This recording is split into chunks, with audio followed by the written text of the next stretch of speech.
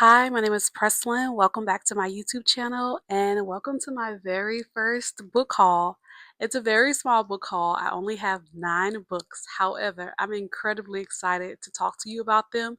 There's some romance, there's some historical fiction, there's some historical fiction, romance, fantasy together in one book. So, without further ado, let's get started. I do have my iPad because I took really good notes. I didn't want to miss anything, so I was sure to take notes on unique things about the book and also some summary notes as well. The first book I'm going to introduce is Leave Your Mess at Home by Talani Akinola. This is actually the author's first novel.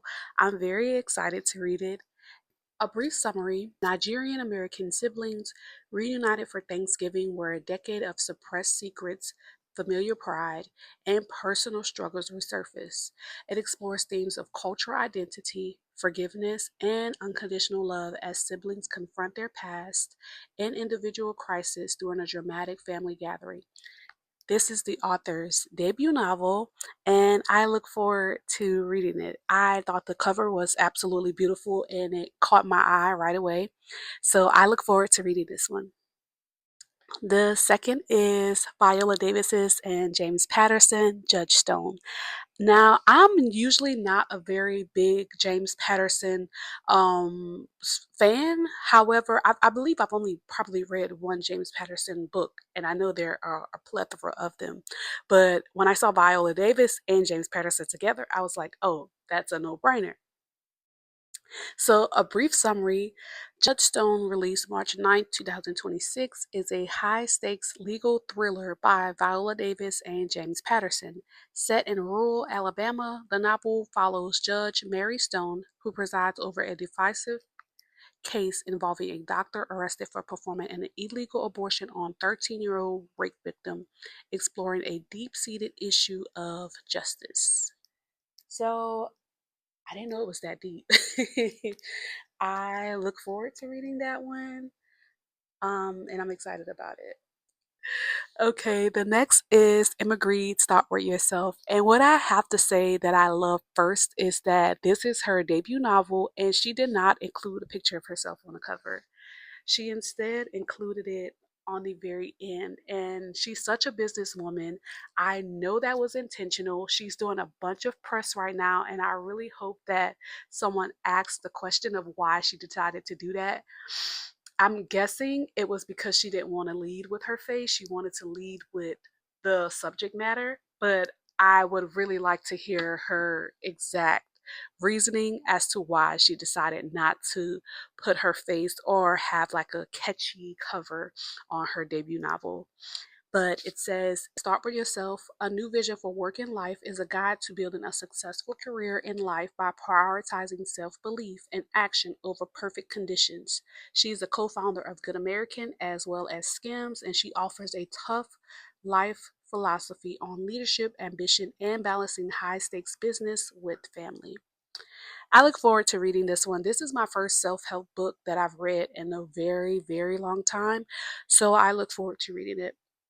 A quick change of pace is Burn Down Master's House by Clay Kane. I know for sure that this book is historical fiction.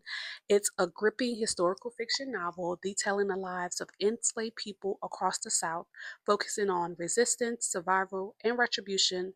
The narrative links multiple characters through interconnected stories centered around the burning of Magnolia Plantation in Virginia, offering a raw, unsanitized look at slavery.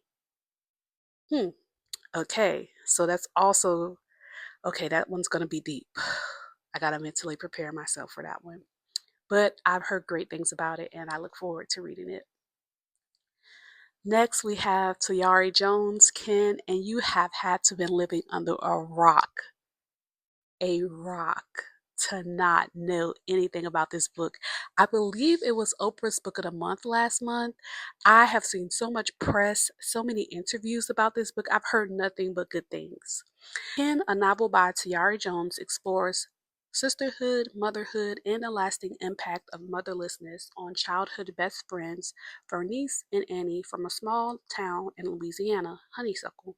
Set starting in the 1940s and moving into adulthood, the story follows the two cradle friends who are separated by diverging paths in geography, yet remain connected by trauma, love, and a shared need for connection. Hmm. I am looking forward to reading this book. I think it's going to be really good. Okay, next, my favorite genre, romance. No Ordinary Love by Maya Ariel. I am a part of a book club, and this is our read for the month of May. So I look forward to reading it. And No Ordinary Love by Maya Ariel is a contemporary romance novel about pop star Ella Simone, who, while navigating a messy divorce from her music producer Hunt, enters a fake PR relationship with MLB player Miles West Cook, which turned into a real magnetic connection. This book explores themes of fame, vulnerability, and finding love amidst public scrutiny, with a plot driven by the chemistry between the two protagonists as they try to manage their public image and personal lives. This sounds very familiar to me. It reminds me of that movie. I cannot think of it right now, but when I can, I will post it. I will post a picture of it right here. Beyond the Lights. It reminds me of the movie Beyond the Lights. Do you remember? This reminds me very much so. Very similar premise, right? Let me know if you remember that movie. It reminds me of Beyond the Lights. I look forward to reading that one.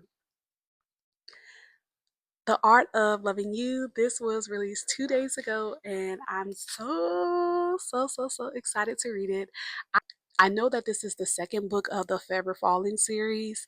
I did not read the first book, but they said that's okay. You don't have to have read the first book in order to follow along. But I look forward to reading it.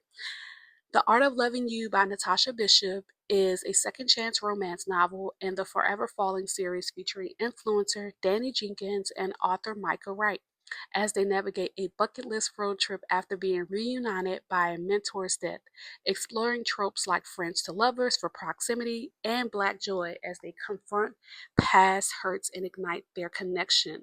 The book was released 2 days ago and it's praised for its emotional depth, humor, spicy, and slow burn romance. And of course, this is the second book of the Forever Falling series. I'm really excited about this. I love that plot. The part that really got me excited is the bucket list road trip.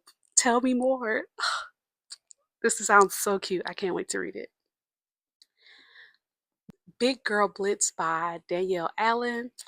This has been a long awaited book. I have Plus Size Player over there on my bookshelf right now. Um, this is such a great book.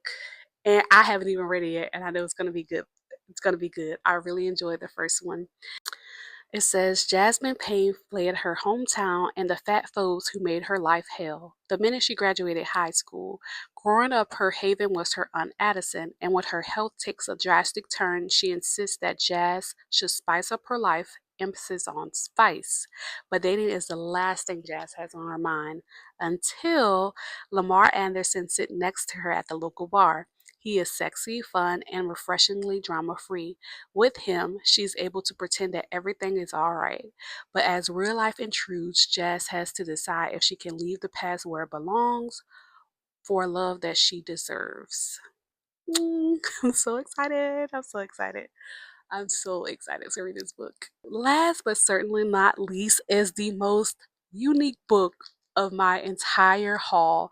I actually went to an all romance bookstore and the worker suggested this book for me.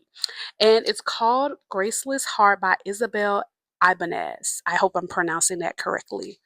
But it combines so many genres together. I told her that I have a love of historical fiction and romance, and she said, say less, I got you. So listen to this. Graceless Heart is an adult historical fiction fantasy romance set in Renaissance Italy, featuring a sculptress with forbidden magic who enters a competition hosted by an immortal family to save her brother, leading to a slow burn enemies to lover relationship with the family's heir, Sarternino.